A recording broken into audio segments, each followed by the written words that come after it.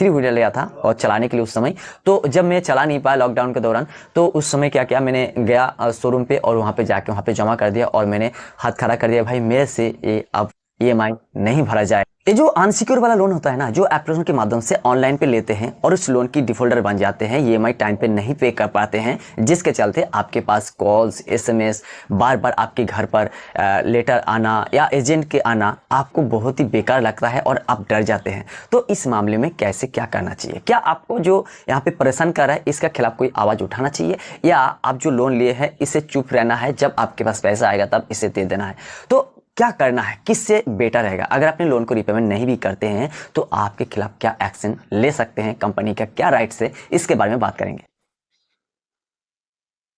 सबसे पहले तो आपको परेशान किया जाता है, लेकिन आपको करना क्या है मैं आपको बताऊंगा कि अगर आपका जो लोन है अनसिक्योर वाला लोन के मामले में आपको क्या क्या राइट्स है। सबसे पहले तो अगर आपके अनसिक्योर वाला लोन है तो इस मामले में आपको कुछ करने की जरूरत नहीं है, आपके पास जब पैसा आए तब दे देना। अगर अपने लोन डिफॉल्टर बन चुके हैं, 90 डेज हो चुके हैं, तो यहाँ पे क्या होता है कि आपको कुछ यहाँ पे डराया जाता है कि NPA घोषित किया जाता है। तो NPA का मतलब होता है कि नॉन परफॉर्मिंग एसेट। ये आपके लिए नहीं है, एक कंपनी की एसेट के लिए है।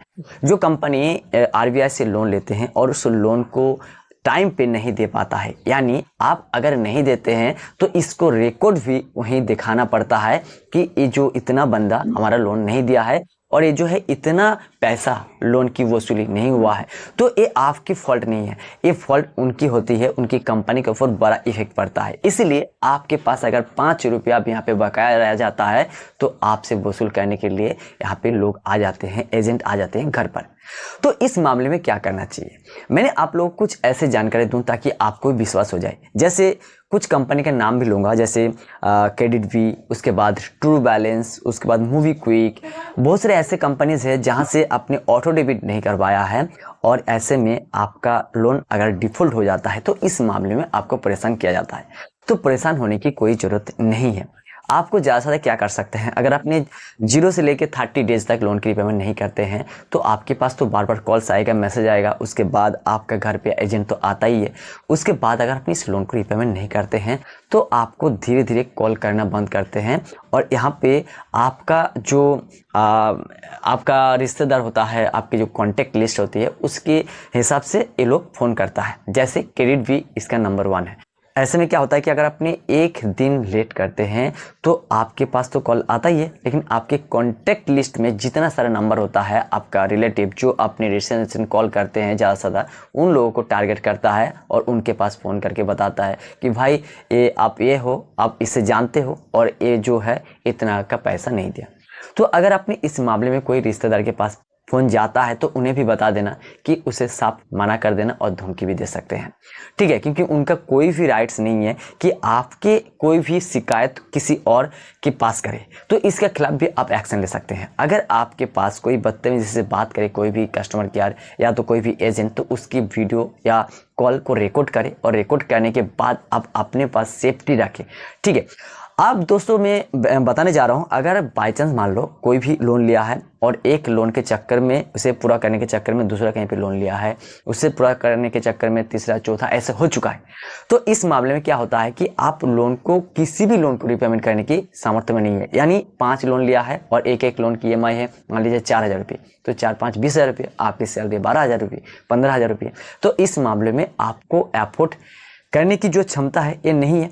तो इसीलिए आपको करना क्या है, सबसे पहले ध्यान दीजिएगा, आपको एक एक करके लोन को क्लोज करना है। जैसे कि मान लीजिए जो सबसे कम है उसको पहले आपको क्लियर करना है, चाहे 2 महीने लगे 3 महीने लगे, पैसा किसी को नहीं देना है, एक बार में सेटलमेंट कर देना है एक एक लोन को। अब होता क्या है, अगर अपनी काफ़ी दिनों से लोन को रीपेमेंट नहीं करते हैं तो उसको फ़ोन करके बता भी सकते हैं कि भाई अभी नहीं दे पाएंगे, या तो आप यहाँ पे लिखित भी दे सकते हैं कि अभी मैं पैसा नहीं दे पाऊंगा। आप यहाँ पे टाइप करके मैसेज भी कर सकते हैं और उस मैसेज की रिप्लाई तक आपको सारा सेफ्टी रखना है, ताकि आगे जाके कोई अगर आपके खिलाफ कार्रवाई करे तो आपको यहाँ पे दिखाना होता है। और NBFC कंपनी के मामले में होता क्या है कि अगर आपने लोन को रिपेमेंट नहीं करते हैं तो आपको परेशान करने के अलावा और क्या कर सकता है कि सिविल ब्यूरो पे रिपोर्ट कर सकता है कि ये बंदा जो है पैसा नहीं दिया है तो इसमें आपकी क्रेडिट स्कोर, सिविल स्कोर को घटा दिया जाता है ताकि आगे जाके आपको कहीं पर भी लोन को नहीं मिलता है, नहीं तो आपका क्रेडिट स्कोर सही रहता है। तो ऐसे में क्या होता है कि आपका नुकसान होता है। इसलिए दोस्तों अगर आपने कहीं पर भी लोन लेते हैं तो चाहे आपका 6 महीने का क्लोज करना था तो 1 साल लग गया, 1.5 साल लग गया, जब आपके पास पैसा आया तो उसे पूरा जो है यहाँ पे चुकाने की कोशिश करें। ऐसे में क्या होता है कि आपको फिर नेक्स्ट टाइम कुछ महीने के बाद ही आपकी सिविल स्कोर सही हो जाता है और आपकी टेंशन भी हट जाता है। तो दोस्तों यहाँ पे अगर रिकवरी एजेंट आपको हैरेसमेंट करता है तो आपका क्या राइट्स है, इसके बारे में जान लें। आरबीआई ने रिकवरी एजेंट और लेंडर के लिए क्लियर नियम बनाया है। अंडर हैरेसमेंट यानी ओड हावर्स फॉर फोन, धमकी, फिजिकल फोर्स आदि करना अनुमति नहीं है। अगर रिकवरी एजेंट गलत ढंग से परेशान कर रहे हैं तो आप एनबीएफसी को कंप्लेंट कर सकते हैं, क्योंकि एनबीएफसी कंपनी जो आरबीआई रजिस्टर होता है ये कभी नहीं चाहता है कि किसी को हैरेसमेंट करे, किसी को भी गलत तरीके से पैसा वसूल करे। तो आपके पास जो एजेंट आता है गलत तरीके से बात करते हैं, अलग अलग मतलब एजेंट बनते हैं, पुलिस बनते हैं, ऐसे एडवोकेट बन के आपको धमकी देता है, आपके पास व्हाट्सएप पर मैसेज आता है। लेकिन ऐसे में क्या होता है कि ये कोई जो है एनबीएफसी कंपनी का राइट नहीं है। फिर ये लोग क्यों करता है, क्योंकि ये पैसा को वसूल करने के चक्कर में इससे भी कमीशन मिलता है, जिसके चलते ये अपना ट्रिक को अपनाता है, जिसके वजह से आपको परेशान करते हैं। तो इसके खिलाफ भी आप आवाज उठा सकते हैं। तो एनबीएफसी कंप्लेन कर सकते हैं और आगे आरबीआई बैंकिंग ओम्बड्समैन को भी शिकायत कर सकते हैं। कॉल MSG रिकॉर्ड रखें, ठीक है, कॉल और SMS को रिकॉर्ड रखें, ये आपकी सबसे बड़ी जो है सबूत हो सकती है।